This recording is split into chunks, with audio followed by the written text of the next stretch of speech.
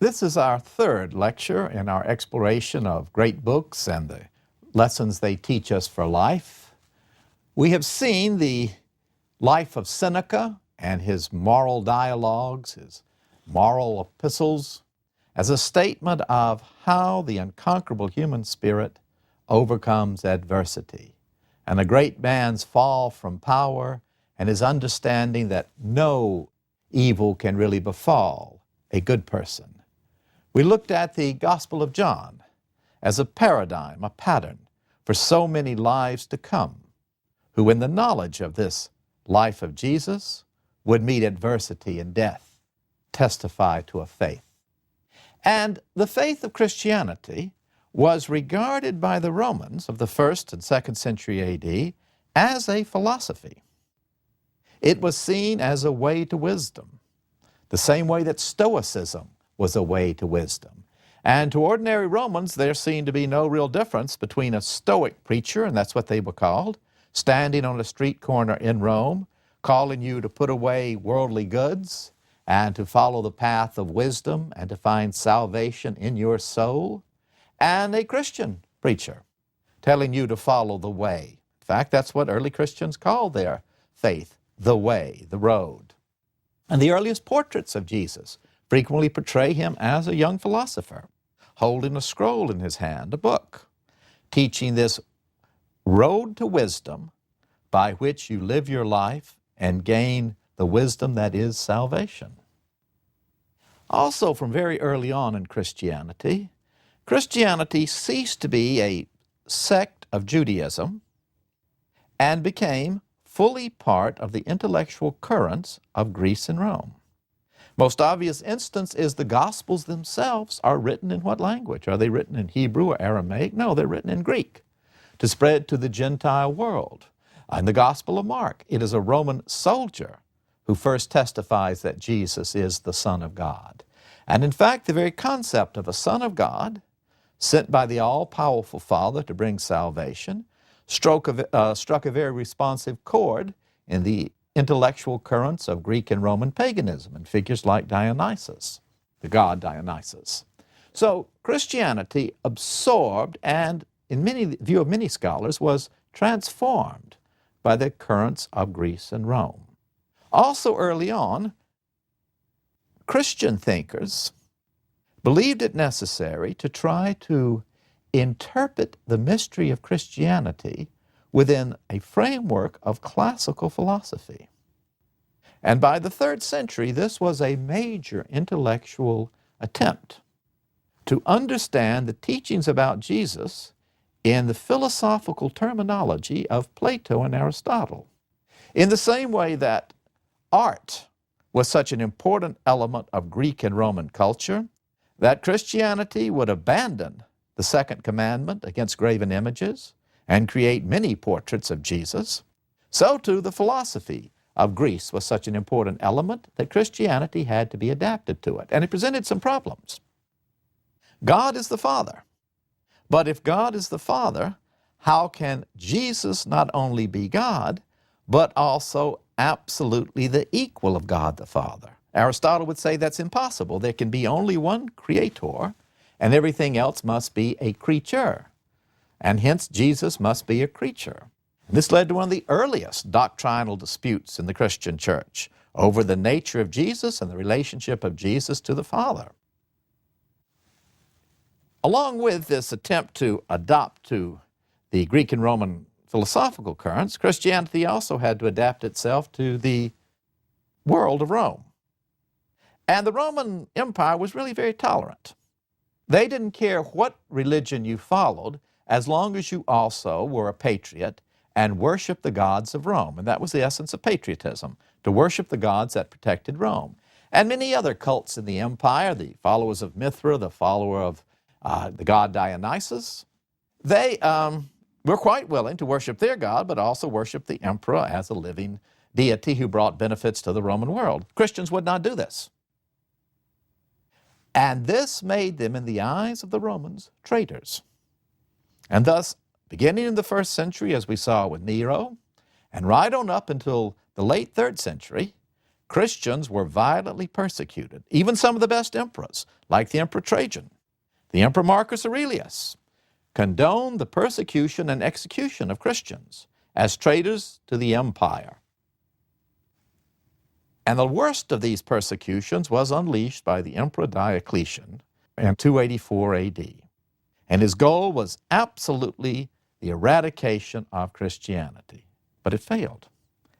And thousands of these Christians being thrown into prisons, worked to death, burned alive, only strengthened not only the faith of the Christians, but those pagans who witnessed such a devotion to a way of life and to a belief.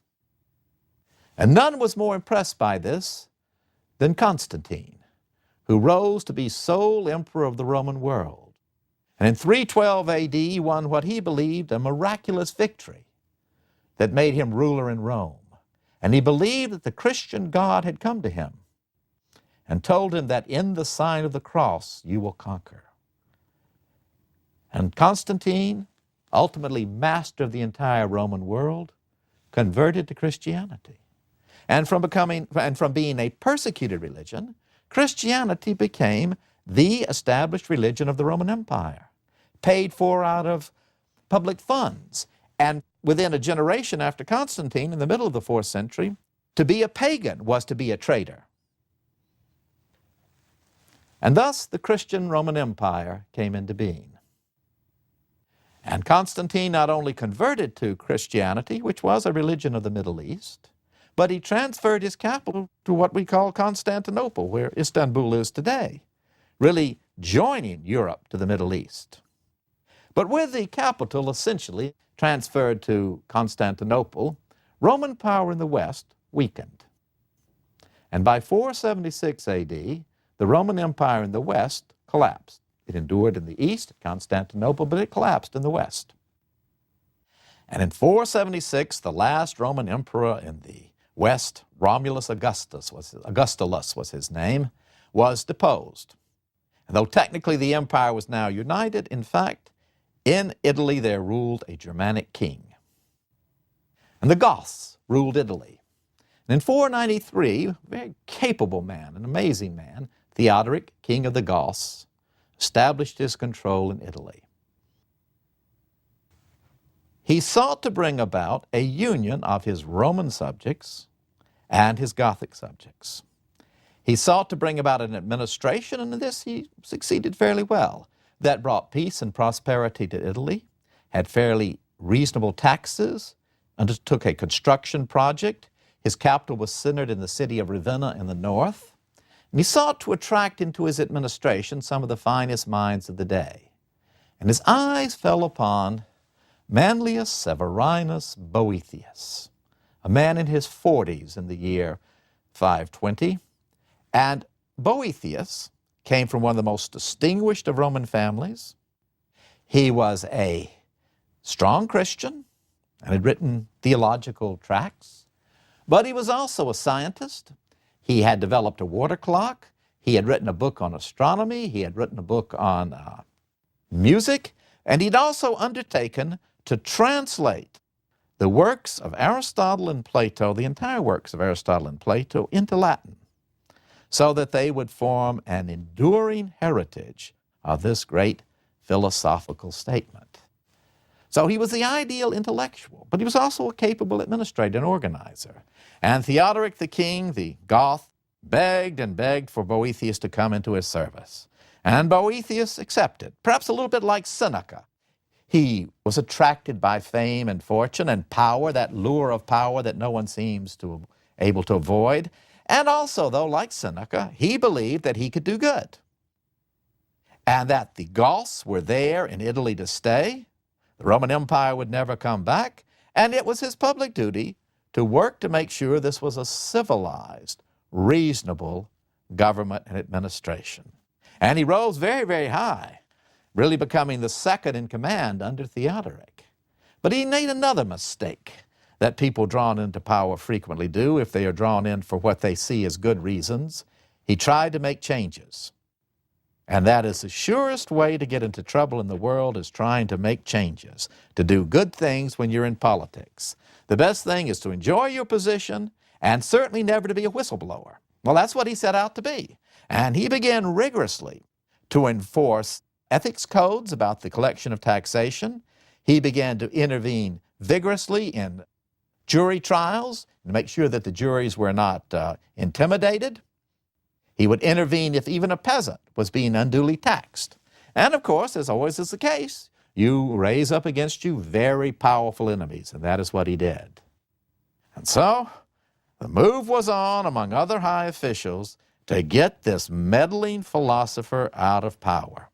Now, you never say that he's doing good things, do you? You never say that we're intervening because he is interfering with our corrupt systems. No, you always trump up some charge, and they trumped up the charge of treason.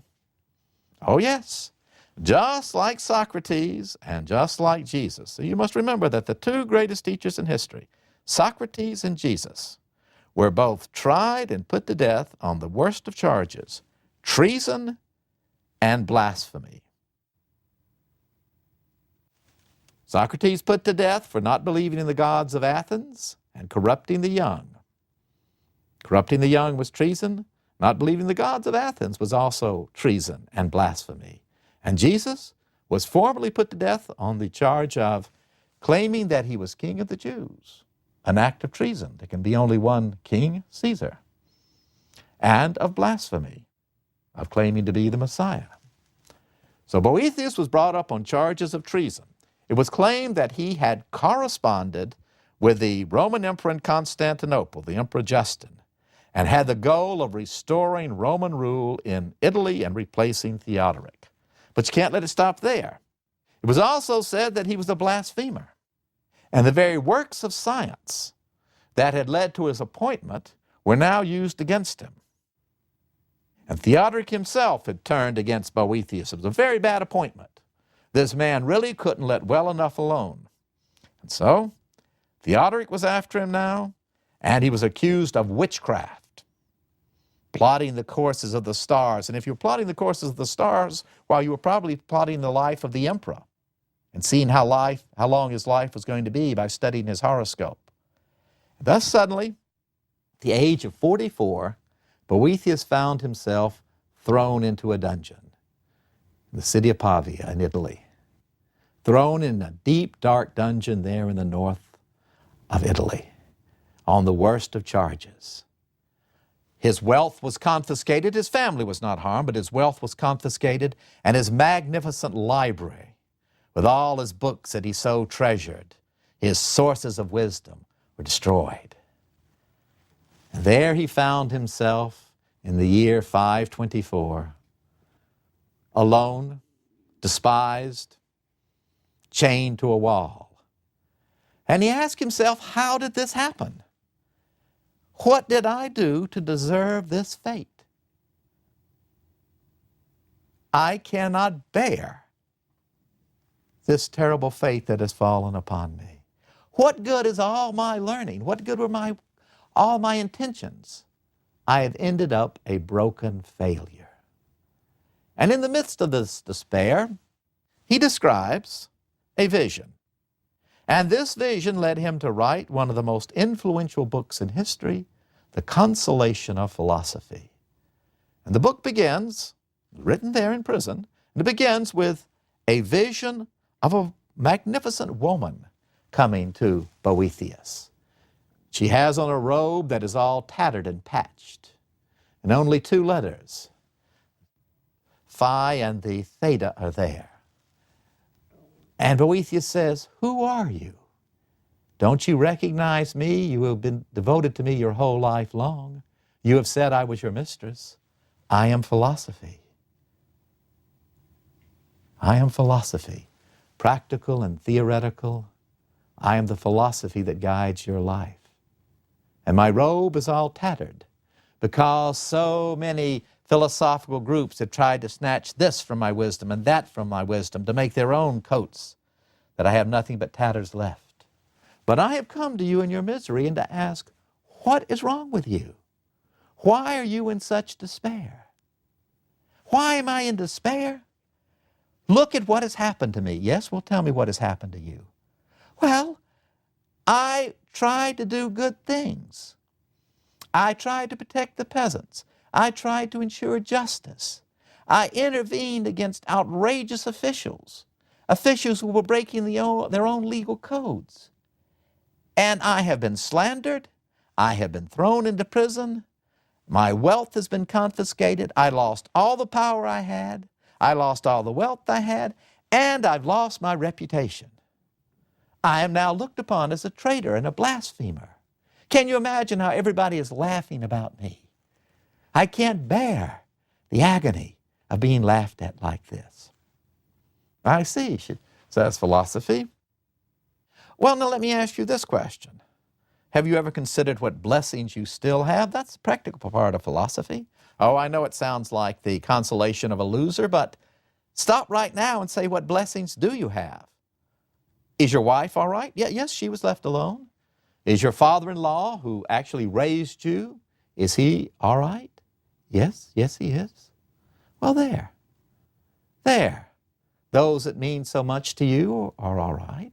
Start with that. And then secondly, tell me again what you have lost. I have lost my fame. I have lost my wealth. I have lost my power. You never possessed those things. Those are gifts given out by fortune, by chance. They mean nothing. She can take them away anytime she wants. And if your happiness rests upon your possessions, say in today's terms, your car, if it rests upon your bank account, if it rests upon what the press says about you, the media, then that is a pathetic existence. I don't care how famous you are. I don't care how much money you have. And I do not care if you're powerful. If putting a book on your show will make it a bestseller, that's power? No, it is all just the gift of fortune and means nothing. So you've lost nothing that you ever had. Tell me, what did you come into the world with? Nothing. Exactly, and you should not expect to go out with anything more. So happiness cannot be based upon these random gifts of fortune. Happiness rests only in the understanding of the good. Now, you say that you have devoted your life to philosophy. Are there other good men who have suffered a fall like this? You have devoted your life to philosophy? Do you know Socrates? Of course, Socrates, he's my role model. And did he die in prison? Yes. Did he die on the most ignominious of charges? Yes.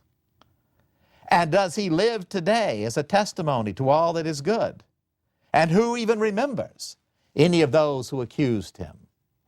Because they didn't harm him, they only killed him. And so you have not been harmed. You could only be harmed if you hate Theodoric and those who have put you in this place. I don't understand how that can be. Then think of this. Is God good? Yes. You believe in God? Yes, I do. I believe that the whole of nature that I have studied, the stars in their course, they testify to God. And is the revolution of the stars perfect? Yes. Then God is perfect. Yes, I believe that. So if God is good, He is the perfection and image of goodness. Isn't that what Plato has taught you? Yes. And all good things come from Him. But if God is good, can He create evil? Can evil come out of good? No, Plato tells us that opposites can never generate. So only good can come from God. And yet He creates all things, correct? Yes. Then He has created this for you. Evil men do the work of God. They are His tools and instruments for bringing you to a true realization of what is permanent and enduring. You should thank them that lied about you and cast you into this dungeon. God has foreordained all things. God is providence. It is as though God stands upon a great mountain and looks out over the world.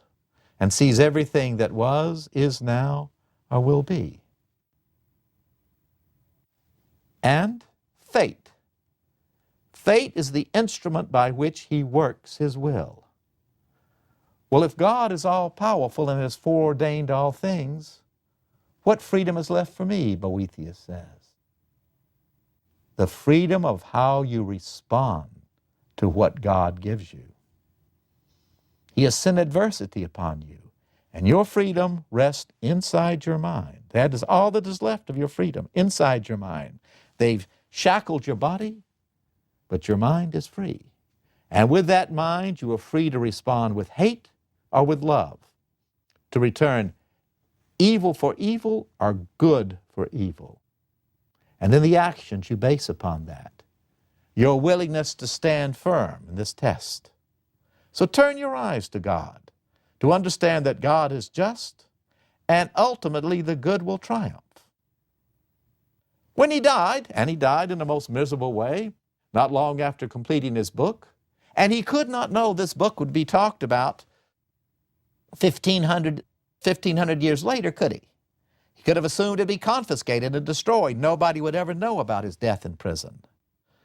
The executioner came in, and at the orders of Theodoric, wrapped a cord around his head and tightened it until the eyes popped out of Boethius's head, and he died. Now, this consolation of philosophy was deeply admired in the Middle Ages. It was translated by King Alfred of England. It was translated by Chaucer, the English poet. It influenced enormously Dante's Divine Comedy. In fact, it's one of the most influential books ever written. And it is the most striking example of the literature that comes out of prison. Socrates, the Phaedo, the Crito, even the Apology. These are examples of the creative spirit moving within prison. Boethius's Consolation of Philosophy, the works of Dietrich Bonhoeffer that we talked about in our books that have made history. But there is no more powerful statement of the unconquerable human spirit speaking out of the darkness of prison than Martin Luther King Jr.'s letter from a Birmingham jail. 1963, King found himself in jail in Birmingham. He had been born in 1929, a brilliant student. He had gotten his doctor's degree from Boston University and could have had a very calm, quiet life as a professor of theology at any well-known seminary. Or he could have had a successful life just as a minister. But he chose to go out into the world. And a world that we, fortunately, cannot understand today. The world in which segregation was a part of our nation's life, where it was legally ensconced, and where hate ruled an important segment of our country. And Martin Luther King had the courage to go out and say this was wrong. And he began to organize ordinary people. His name itself is interesting. His father was a minister, and his name was Michael Luther King. But after King was born, and Martin Luther King Jr. was originally named Michael Luther King Jr., the father changed their names out of admiration for Martin Luther, who made that powerful stand and says, "Here I stand in the pursuit of the truth, I can do no other," and brought down the whole of the medieval church structure. So the name changed. It's a good change. And King went out into the world, and he began to organize just ordinary people, not going to congressional committees and trying to walk the corridors of power, just ordinary people saying, you know this is wrong. You know it is wrong that you have to drink from a separate water fountain. You know it is wrong that you can't sit down and eat beside your white brother. This is wrong. And organizing these demonstrations was against the law. He was thrown into jail in Birmingham. And a group of white clergymen wrote him a letter saying, you know, it is such an embarrassment to have you carrying out these demonstrations. You are a minister of Jesus. Don't you know my kingdom is not of this world? And he responded to him there in the jail. April 16th, 1963, he wrote, "You know, I get so much criticism, so many letters come in, that my secretaries can't keep up with all of it, and I'll just ignore most of it because it doesn't mean anything. But you actually believe that you are well-meaning people. So I'm going to take time to respond to you.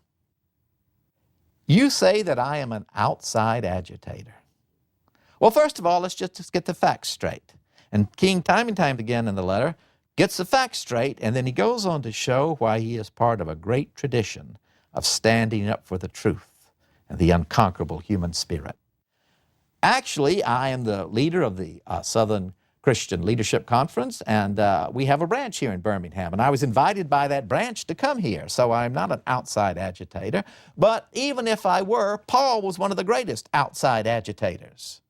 And he went into Macedonia because he heard the Macedonian called. And he went through the cities like Ephesus and Corinth and was recalled an outside agitator and hauled up before courts again and again and again. So there is nothing wrong if you're agitating against injustice. And that is what has brought me to Birmingham. There is injustice in Birmingham. That is why I am here. You say that we need to wait. Wait for what? We have been waiting since the Pilgrims arrived in this country. The first slave was brought in 1619 to this country. We have waited through the Civil War. We have waited since 1954, and segregation was outlawed in the schools. And still you ask us to wait. You say we should negotiate? We sat down and negotiated with the leaders of Birmingham, and they promised changes, and months went by. We will wait no longer. We will wait no longer than Martin Luther did when he recognized a fundamental wrong. Now is the time. And here I stand. I can do nothing other, just like Martin Luther. And you say to me that I am an extremist, that I am a breaker of the law. No man or woman should follow an unjust law. That is the most basic idea of natural law. Did Paul not write, he reminds these Christian clergymen, that there is a law that binds pagans and Christians, Jews and Gentiles, and it was given for all time by God? Did Socrates not say that we must stand up against an unjust law? We must take the responsibility for breaking that unjust law, but we should never bow our head to injustice. We must stand up for what is true and good. Jesus was an extremist. Why, his enemies, the Pharisees, said, "You are breaking the law. You are curing a man on the Sabbath." And Jesus said, God meant the law for man, not man for the law. And we will not obey an unjust law. An extremist? Paul was an extremist. Martin Luther was an extremist. The Boston Tea Party was extremism. And so, yes, we are extremists in the pursuit of freedom and liberty. And you say to me that a clergyman, a minister, should not do these things. Jesus went out into the world. Socrates was thrown into jail, and yet their voices still cried out. The only power of the church lies in standing up for what is the truth. Well, he would not die in that Birmingham jail. He would lead the march upon Washington and tell us of his dream of freedom and brotherhood that would ring out through this land. He would continue to grow spiritually, like a Socrates, coming to understand that war, like the war in Vietnam, was unjust. And despite all the political influence he had won, was willing to jeopardize it to stand up again for the truth. And to understand that freedom without economic viability meant nothing. So to march and to organize the garbage collectors in a town like Memphis. And to know, like a Socrates or a Jesus or a Seneca, that one day he would die for the truth, this unconquerable human spirit.